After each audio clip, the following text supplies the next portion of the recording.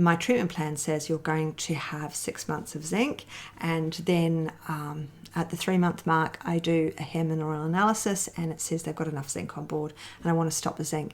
Meanwhile, they've bought 6 months worth of zinc and they're going to be really annoyed with me that they no longer need to be taking it, for example. So I don't put the actual supplement names on there, and I don't say I have expectations of how long they'll be on there. I do a lot of gut work, and so I'm like, well, we need to do a weeding on you. So hopefully we'll do 1 round, but chances are we have to do a 2nd round. Chances are we'll be changing up the product. I don't tend to use the same product more than once because, the bugs can get used to things. So I'm not telling them what they're going towards product-wise. Hello and welcome. Mentoring with Geraldine is a bite-sized practitioner podcast for naturopaths, nutritionists, herbalists and practitioners.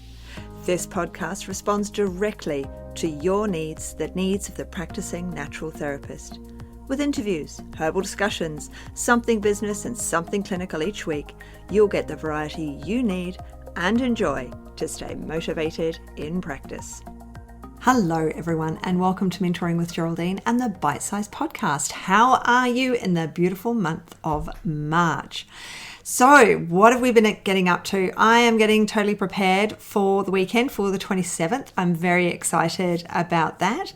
The workbook is coming on, although at times I wonder about my Canvas skills. But anyway, I'll have to hand some of that over to my VA.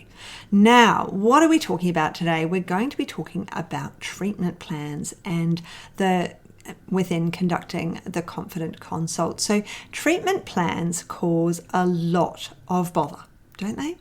They make people worry endlessly. Is it long enough? Is it too long? Am I giving too much information? How much should be there? When should I deliver it? So let's just nut out a few of the basics. So I've been in practice for over 15 years now, and I'm not much of a writer. So my notes are literally one side of an A4, sometimes 2 sides, depending on the person, but pretty much nothing more than that. Within the academy are all of the forms that I use for note taking. So you'll see how short they are. I've got crib notes. I use notations. I make sure that, yes, I can understand it. I keep good notes, but I also have a very good memory. So I do remember a lot of what they say. However, remembering what they say in relation to what's going on for them is different to remembering what they say when you say, well, you need a magnesium, and just going, oh, you need magnesium. No, because there are several that I use on a regular basis, and when I'm not near my computer and I haven't looked up their form and I might see them, they go, oh, that magnesium, Geraldine, I need to get some more. And I just look at them blankly and go, I've got no idea which magnesium you're talking about because there are so many. But I have it written down. I have the brand and the time and the date. Now, when we think about those treatment plans, we really have to think about what is it that we're sharing? How much are we sharing? And are we oversharing? Because when we give too much, we can overwhelm our clients. When it comes to change for our clients, it's the toughest thing they can do. Now, as you know, hopefully, I'm a nutritionist, a naturopath, a herbalist, and I trained to be a health coach and a hypnotherapist. And back in the day, prior to that, I was a neonatal intensive care nurse. So I've got a lot of healthcare knowledge, right? A lot. And I think that makes a significant difference when it comes to mentoring and lecturing and teaching, having this much background knowledge. It also means that sometimes I have an assumption that somebody might know something that they don't know. So I have to be very careful about what people do and don't know. I don't use abbreviations except in my own notes where only I will see them, for example. And we're all into abbreviations. You text and you say IKR, I know, right? And things like that. We're all into these ones, but we can't use abbreviations necessarily in our notes. And we need to decide what abbreviations we're going to use, and then if you're going to use them in your notes, you need to make sure that you do actually have a piece of paper, something in there that shows what those abbreviations mean if you're just using them to speed things up. Now, with our treatment plans, how much are you going to give the client? Hopefully, a client that books in to see me knows that I'm a naturopath, nutritionist, herbalist, hypnotherapist, and a health coach, because they've been on my website, they've found me, I've been referred to them. So they know those things about me. Hopefully you're here listening because you really, you want a mentor, you've met me in the groups and you know what I'm like, how I speak to people, the way I work, or you just want to get to know me better. So my treatment plan does not have to contain my qualifications. The person should know that already. The treatment plan, if you're going to have a treatment plan that's separate, can have parts of your consent form in it. It can have information in it, your terms, the 24-hour cancellation, things like that. They can certainly be in there. Don't think that they can't be as part of this form. There can be links in your form to the drop shipper that you're using. I use Araya, but I know there's Vitally, there's Oborn, there's Renner over in Western Australia. There's all of these companies that do drop shipping for us. And so those links are actually on my standard template form so that people can click on them and buy the product they're using without having to come back to me constantly. They have a prescription held with the supplier. So there's some things that are permanently on there, but on the treatment plan, how big am I going to make it? Now, some people like a really big treatment plan, and that's part of who they are and part of what they want. And if that is you, then you need to have an appointment for that plan so that you can go through it with your client. You can check your client understands it, your clients are on board with it. And things that your client doesn't want to do, maybe you've suggested kale in there, and then you get to see them and they say, I'm not eating kale, I'm allergic to it.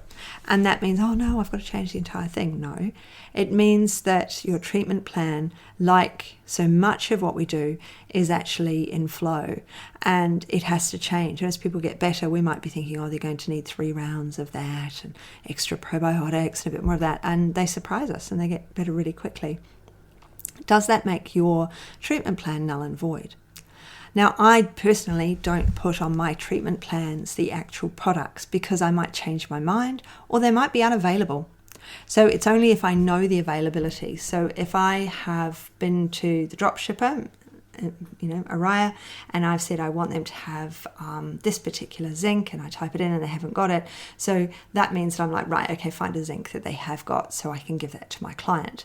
That's a little bit different to my treatment plan says you're going to have 6 months of zinc, and then at the 3-month mark I do a hair mineral analysis and it says they've got enough zinc on board and I want to stop the zinc. Meanwhile, they've bought 6 months worth of zinc and they're going to be really annoyed with me that they no longer need to be taking it, for example. So I don't put the actual supplement names on there, and I don't say I have expectations of how long they'll be on there. I do a lot of gut work, and so I'm like, well, we need to do a weeding on you. So hopefully we'll do 1 round, but chances are we have to do a 2nd round. Chances are we'll be changing up the product. I don't tend to use the same product more than once because, the bugs can get used to things. So I'm not telling them what they're going towards product-wise. I might be telling them food-wise, and that, I'd like more vegetables in their diet. I'd like more fruit in their diet. I'd like, reduced refined carbohydrates, but I don't write that down. I like to talk to them about that and then put those swaps in so that while I'm talking to them and they've said, I have a sandwich for lunch. So then I would sit and I would talk about the fact that bread takes up the majority of that salad. You're having a salad sandwich, but you're actually having a bread sandwich with a tiny bit of salad. What we really want you to do is have a salad with protein. So, how can we do that? All right, well, let's turn you're desperate to be able to hold it in your hand at lunchtime. Well, can we turn it into a wrap? Because a wrap has more salad on the inside than it does bread on the outside. Do you get what I mean here? I'm talking about the swaps that I can do with clients. So, and within their skill set, within what they're doing and where they're at right now, because, let's be honest, we're all really, really busy and we do get into a little bit of, not necessarily a rut, but we get into a system with what we do because we have to make our life easier. We get into a system of, dinner at 7, for example, then in my case, after dinner, my chair is by the dishwasher, so I tend, I've cooked, but whoever sits at the end of the table, even if they're a guest, they're in the dishwasher seat. So they're the ones who get to put the plates and the knives and forks in the dishwasher. And these are what I'm talking about. These are the systems that we have in place. So when we want, if you told me, well, after you've done that, can you then make your lunch for the next day? I'd be saying, well, no. I've finished in the kitchen at that point. I'd need you to negotiate with me to make my salad for the next day whilst I was prepping dinner. So I would prep dinner and I would either do another meal's worth, so I had lunch for the next day, or I'm prepping something different at the same time that goes in a container, is ready for me to take the next day. Do you see what I'm getting at here? Everything is in flux, everything is fluid with your client, because it might be that you have all these wonderful ideas, they agree to all these wonderful ideas, and then their job changes and they're on night shifts, and that just doesn't work anymore. So when we're giving out a huge treatment plan, we have to be ready for change. We have to be ready for that contingency for our clients. They don't want to do it, or we've made a wrong suggestion for whatever reason, or they've told us something that turns out to be not necessarily untrue, but not correct or whatever, and that changes things. So the more in-depth that plan is that we're handing over to them, the harder it is to backtrack from that plan, the harder it is to offer, different ways of doing things, because we've already got it in black and white. So remembering whatever you put in black and white should be, it's a dot point situation, really. So your person comes to you and you want them to do more exercise, eat more salad, and take their supplements. Okay, that's very much an overview, but that is what the dot point should say. Not, I want you to have 3 meals a day and 2 snacks and this and that, and those snacks are going to be this, and making this person do a lot of work. You can tell them, ultimately I'd like you to be having these extra snacks in your day. How can we work that in so that's easier for you? What can you do? What about a protein bar or a protein shake? Maybe somebody's underweight, or, an older person who's losing muscle mass. And so we want to improve or change their diet. We still have to work out when they're going to create these things for when they're going to eat them, because that person might not be busy, they might be retired, but they might be exhausted. And so we need to be able to make sure that everything works for them. And that's where treatment plans need to be able to change for our clients, to be useful to our clients. But I'm more of a chart type person. And, so Monday they're going to do this, that, and the other, or Tuesday.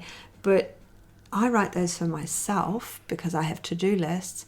If I'm taking a supplement, I need to see that I have to take it breakfast, lunch, and dinner. When I was selling things, from my office to the person sitting in front of me, I would often write on the lid, or I would put a label if it was a supplement, from a company. I'll put a label on the outside saying how often to have it. But writing in a Sharpie on the top is really, really helpful for a client to remember. It's really helpful for me. I have a drink every day and I have powders in it. And so I write on the lids of the pots how many, because they don't necessarily, it might say 1 level teaspoon. So I make sure that I go and get one of my scoops from something else. I check how much is a teaspoon. Then I'll say 1.5 scoops or whatever it might be. So we've got to really think how, with this treatment plan, can it still be in flux, and can we still achieve what we want? Can we make sure the person understands that this is an overview and it isn't something that if they don't do it, they've failed? Because we don't want failure in clinic. We only want success. And if a person hasn't been able to do something, it is not their failure. That is, it is a combo failure between us, but it's not a failure. It's a learning situation, in that we have learned that the person can't do that. Oh, they had strawberries to discover they were allergic to them. Has that ruined your entire treatment plan? Or is that something to go, that's fine. What about these other berries? Because I just wrote berries. I didn't write 3 strawberries, 2 blueberries, and a plum, or whatever it might be. So let's just remember, treatment plans don't have to be huge. Treatment plans shouldn't be really exact, and treatment plans need to be able to change and flux with our client. So I hope that I'm seeing you on Sunday the 27th for our conducting Confident Consults Day, our workshop. I would love to see you then. It's going to be really good. I've got people booked in already and I can't wait. So hopefully I'll see you then. If not, I will see you on the next podcast. Have an absolutely brilliant rest of day. Bye. Thanks so much for joining me today. Don't forget to rate, review, and subscribe to the podcast for the weekly episodes. If you'd like even more support and learning, then the Academy is for you. Here you'll find part 2 of the herbal discussions, more clinical learning, and case studies to support your clients in practice. Bye for now.